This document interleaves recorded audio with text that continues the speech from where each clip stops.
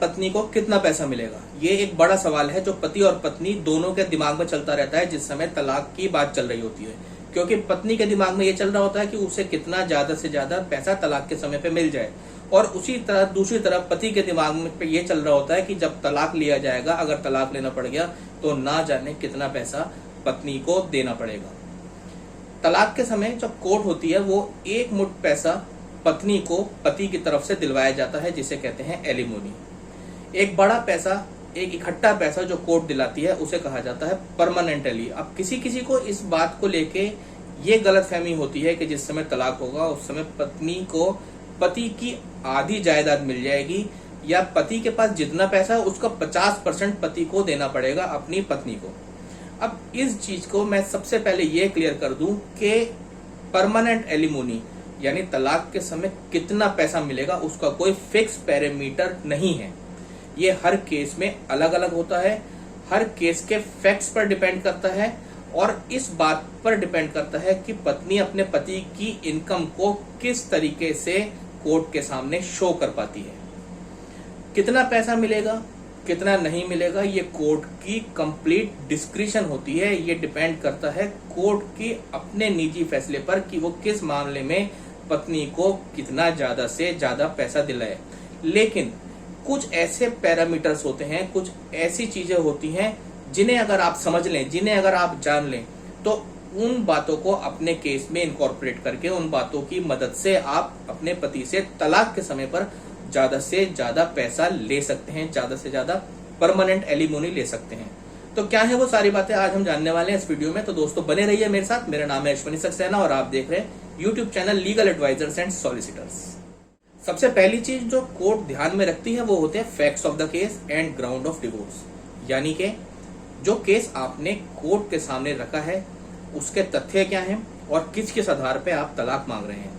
जैसे कि किस किस प्रकार की प्रताड़नाएं आपने अपने केस में शो की हैं, किस किस आधार पे आपने तलाक की अर्जी लगाई है, चाहे वो एडल्ट्री के ग्राउंड पर हो, चाहे वो डिजर्शन के ग्राउंड पर हो, चाहे वो मानसिक या शारीरिक प्रताड़ना के ग्राउंड पर हो, या किसी अन्य अदर ग्राउंड पर हो। इन सब चीजों को सबसे पहले कोर्ट देखती है कि किस लेवल की क्रुएल्टी आपके साथ की गई है, किस लेवल की प्रताड़ना आपके साथ की गई है, और वो किस हद तक आप प्रूव कर पाते हैं। सबसे पहली चीज कोर्ट इस चीज को, इन बातों को ध्यान में रखती है परमानेंट एलिमोनी या तलाक के समय दिए जाने वाले पैसे को डिसाइड करने में। इसके बाद दूसरी चीज जो कोर्ट ध्यान में रखती है वो होती है शादी को कितना समय हो गया है, यानी period of tenure of marriage. शादी को हुए कितना समय हो गया, शादी के दौरान जिस समय आप साथ रहे, किस समय आप अलग रहे, इन दोनों चीजों को भी कैलकुलेट करती है कि मान लीजिए 10 साल की शादी है तो 10 साल की शादी में आप 6 साल साथ रहे, 4 साल अलग रहे, या फिर 1 साल ही साथ रहे और 9 साल अलग रहे। इन चीजों को भी कोर्ट कंसीडर करती है तलाक के समय एलिमोनी को डिसाइड करने में। इसके अलावा कोर्ट इस बात पर भी ध्यान देती है कि इस शादी से बच्चे हैं या नहीं। अगर बच्चे हैं तो कितने हैं, लड़का है या लड़की है, या कितने लड़के हैं या कितनी लड़की हैं। इसके अलावा भविष्य में बच्चों की एजुकेशन पर कितना खर्चा हो सकता है उसको भी कोर्ट ध्यान में रखती है। बच्चों के फ्यूचर प्रोस्पेक्ट्स पर कितना खर्चा हो सकता है, उनका भविष्य बनाने में कितना खर्चा हो सकता है, या उनकी अपब्रिंगिंग में कितना खर्चा लग सकता है, इस पर भी कोर्ट ध्यान देती है। साथ ही साथ इस बात पर भी ध्यान दिया जाता है कि तलाक के समय बच्चों की कस्टडी किसके पास जाएगी। क्या बच्चों की कस्टडी माँ के पास रहेगी, या बच्चों की कस्टडी पिता के पास रहेगी, या अगर एक से ज्यादा बच्चे हैं तो कितनों की कस्टडी माँ के पास रहेगी और कितनों की कस्टडी पिता के पास रहेगी। ये सारी बातें भी ध्यान में रखी जाती हैं जिस समय एलिमोनी को कोर्ट कैलकुलेट करती है।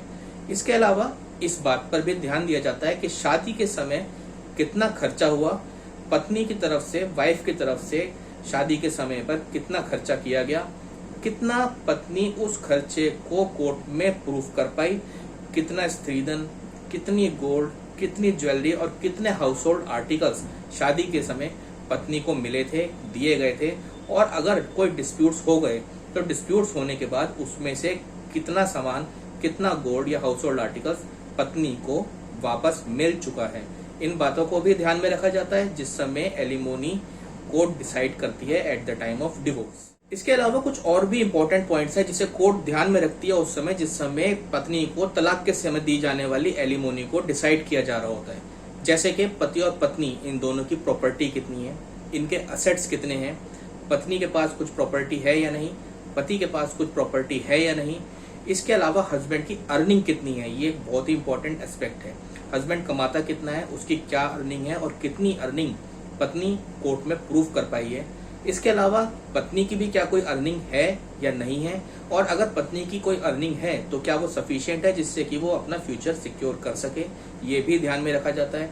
इसके अलावा हस्बैंड का लाइफस्टाइल क्या है, स्टैंडर्ड ऑफ लिविंग क्या है, क्या बाइक या कार इस तरीके का कोई व्हीकल हस्बैंड अफोर्ड करता है या नहीं करता है, हस्बैंड का सोशल सर्कल कैसा है, कितनी एजुकेशन है हस्बैंड की, कितनी एजुकेशन है वाइफ की, और कितने पैसे से वाइफ का फ्यूचर सिक्योर किया जा सके। इन सब बातों को कोर्ट ध्यान रखती है जिस समय एलिमोनी डिसाइड की जा रही होती है। इसके अलावा कुछ और इम्पोर्टेंट पॉइंट्स हैं जो कोर्ट नजरअंदाज नहीं करती उस समय जिस समय एलिमोनी डिसाइड की जा रही होती है। वो है कि क्या हस्बैंड का कोई लोन तो नहीं चल रहा, क्या हस्बैंड पे कुछ लायबिलिटीज तो नहीं है जिसे हस्बैंड को पूरा करना है, हस्बैंड के ऊपर अपनी पत्नी के अलावा और किसी की जिम्मेदारी तो नहीं है, डिपेंडेंसी तो नहीं है, जैसे हस्बैंड के माँ बाप वो उस पर डिपेंडेंट हैं या नहीं है।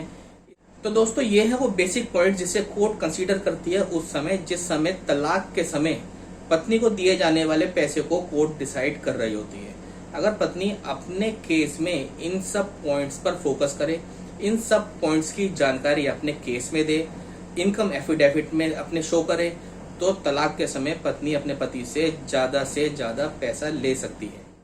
तो दोस्तों उम्मीद करता हूँ आपको वीडियो पसंद आई, वीडियो के माध्यम से मनचाही जानकारी मिली। अगर वीडियो में यहाँ तक आ गए हैं तो हमारे चैनल को सब्सक्राइब जरूर कर लें और बेल आइकन को दबाना ना भूलें, जिससे कि ऐसी जानकारी से भरी वीडियोस की नोटिफिकेशन आप व्यूअर्स तक पहुंचती रहे। अगर आपका कोई सवाल है, आपकी कोई क्वेरी है, आप कुछ पूछना चाहते हैं तो आप हमें कमेंट सेक्शन में लिखें, आपकी बातों का जवाब देने की पूरी कोशिश करेंगे। तो दोस्तों इसी के साथ विदा लेता हूँ आपसे, जल्द मिलूंगा आपसे और एक जानकारी से भरी वीडियो में। तो दोस्तों मस्त रहें, स्वस्थ रहें, हंसते रहें, मुस्कुराते रहें। आप हैं तो हम हैं, इसलिए स्टे सेफ, स्टे अलर्ट। आपका दिन शुभ हो।